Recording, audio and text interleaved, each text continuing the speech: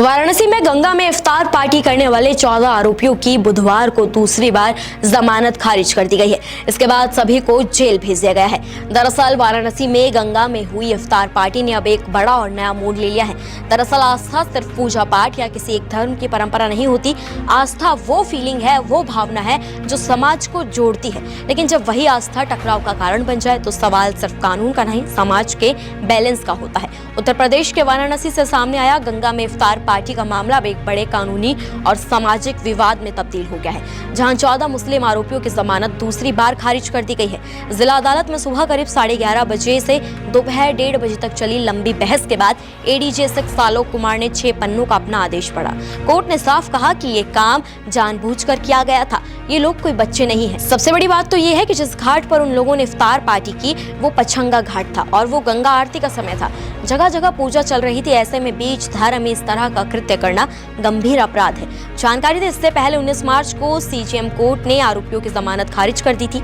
आरोपी आजाद, आमिर, दानिश, मोहम्मद अहमद, निहाल, महफूज, अनस, अव्वल, तहसीन, मोहम्मद अहमद, नूर, इस्माइल, तौसीफ, फैजान और समीर 17 मार्च से जेल में बंद है, जिनकी उम्र 19 से 25 साल के बीच है। ये मामला 16 मार्च का है, जब गंगा नदी के बीच नाव पर इफ्तार पार्टी का आयोजन किया गया था। इस दौरान रोजेदारों को फल मेवे के साथ चिकन बिरयानी परोसी गई और पूरे कार्यक्रम का वीडियो बनाकर सोशल मीडिया पर अपलोड किया गया। वीडियो अपलोड होते ही वायरल हो गया और वायरल होते ही विवाद शुरू हो गया। हिंदू संगठनों ने इसे धार्मिक भावनाओं से जोड़ते हुए विरोध जताया, जिसके बाद भाजपा युवा मोर्चा के नेता रजत जायसवाल की शिकायत पर पुलिस ने महज 8 घंटे के भीतर 14 मुस्लिम लोगों को गिरफ्तार कर लिया।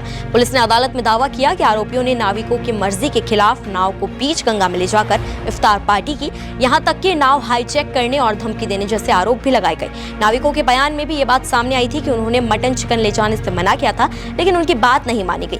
इतना ही नहीं, इस पूरे आयोजन को वीडियो और रील्स के जरिए बड़े लेवल तक प्रसारित करने की भी कोशिश की गई, जिसे पुलिस ने संदेश देने की मंशा से जोड़कर देखा है। इस पूरे मामले ने कई गंभीर सवाल खड़े कर दिए हैं। क्या धार्मिक आस्था की अभिव्यक्ति के लिए समय, स्थान और संवेदनशीलता का ध्यान रखना जरूरी नहीं है?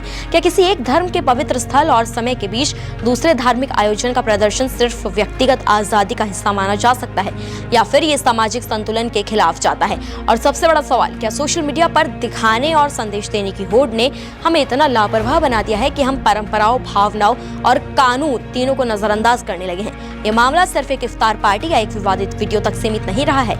ये उस बदलती मेंटेलिटी का आईना बन चुका है जहां आस्था और पहचान का प्रदर्शन संवेदनशीलता से ज्यादा अहम होता जा रहा है। सवाल किसी एक धर्म का, समुदाय का, हिंदू मुस्लिम का नहीं, बल्कि उस बैलेंस का है जो भारत जैसे विविधता वाले देश की असली ताकत है। अगर धार्मिक अभिव्यक्ति दूसरे की आस्था के सम्मान के बिना की जाएगी तो टकराव होना तय है। जरूरत इस बात की है कि हम अधिकारों के साथ जिम्मेदारियां भी समझें। वाराणसी, जहां गंगा सिर्फ एक नदी नहीं बल्कि करोड़ों लोगों की आस्था है, वहां इस तरह की घटना सिर्फ एक कानूनी केस नहीं बल्कि सामाजिक चेतावनी है। अब देखना होगा कि अदालत में आगे क्या होता है, लेकिन फिलहाल इतना तय है कि आस्था के बीच अगर टकराव होगा तो कानून का हस्तक्षेप भी उतना ही सख्त होगा। फिलहाल आप मामले पर क्या कुछ कहना चाहेंगे? कमेंट्स में हमें अपनी राय जरूर दें।